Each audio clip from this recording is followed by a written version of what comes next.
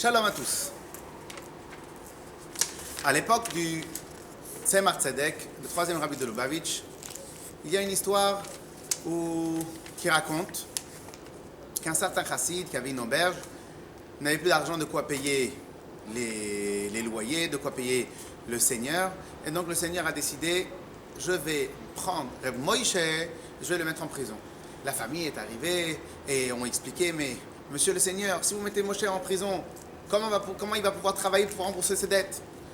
Le seigneur a dit, niet, Reb Moïse il va en prison. Et on arrive bientôt au fait de Rosh Hashanah, au fait de Kippour. Et là, Reb Moïse il est en prison. Ce Reb Moïse là, il avait un ami, un autre chassid très proche de lui. On va l'appeler Reb Yaakov.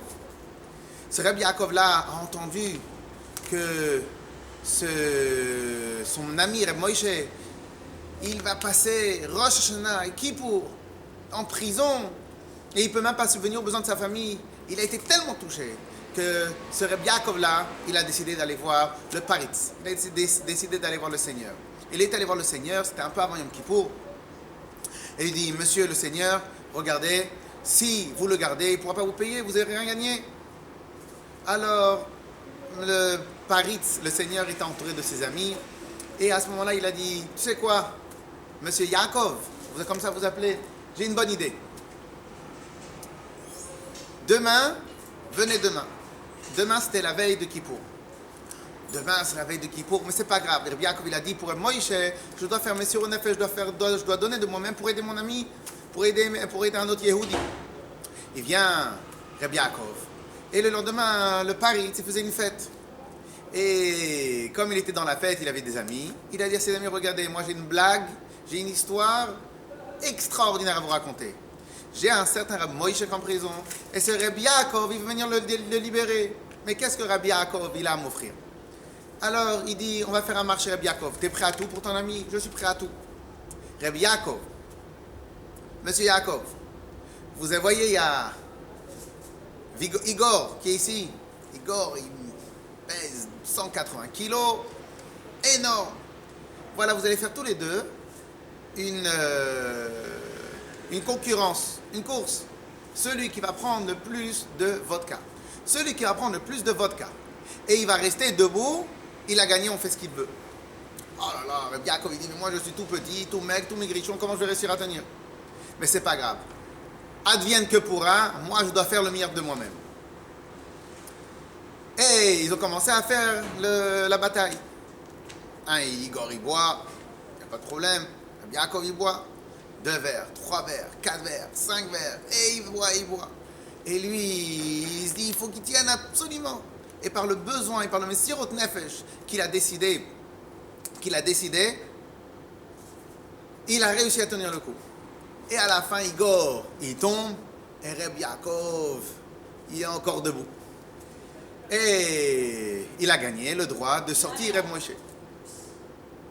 Maintenant, on arrive à la fête de Yom Kippour. Rabbi Yaakov, il retourne chez le rabbi, le Tzemar Tzedek, pour prier.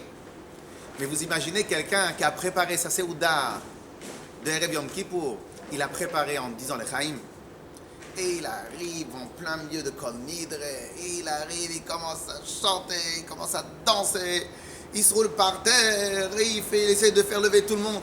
Il y avait le rabbi qui était en train de prier. Les chassidim, ils le regardent. Rabbi Yaakov, un peu tenu. Et Rabbi Yaakov, il dérange absolument tout l'office. Mais les chassidim ne savaient pas quoi faire. Rabbi Yaakov, quand même, c'était un chassid assez distingué, assez connu. Ils ont tous regardé ce que le rabbi il va faire. Et le rabbi il n'a rien dit, il a souri, il a laissé Rabbi Yaakov déranger. À la fin, lorsque ils ont demandé, rabbi, mais il faut faire quelque chose. Le rabbi il a demandé, quelqu'un qui arrive déjà à Yom Kippour, au niveau de Simchat Torah, on doit le laisser tranquille. Beaucoup se posent la question, les fêtes, c'est des Yamin Noraim, c'est des fêtes difficiles, on a peur, c'est le jour du jugement, tout ça on a raison. Mais il y a une seule constante, il y a une seule règle, sur laquelle Akadosh Baruch Hu nous donne les forces de tout obtenir et de tout lui demander de tout réussir. C'est la simcha. Cette année s'appelle l'année Tavshin Ain Dalet. C'est l'acrostiche de Te'ei Shnat Aliyat Dalim. Que ce soit l'année où les pauvres, où ceux qui sont dans le besoin vont s'élever. Et nous tous, les Bnei Israël, nous sommes dans le besoin de venir voir et de voir Mashiach, qu'Akadosh Baruch Hu fasse que cette année soit l'année la meilleure, la plus extraordinaire, Bezrat Hashem, et qu'on se redonne rendez-vous, Bezrat Hashem, pour les fêtes de Tishri à Yerushalayim, Ir HaKodesh, B'meir Avi Amen. Chazak u'Baruch. Shana Tova u'Metuka.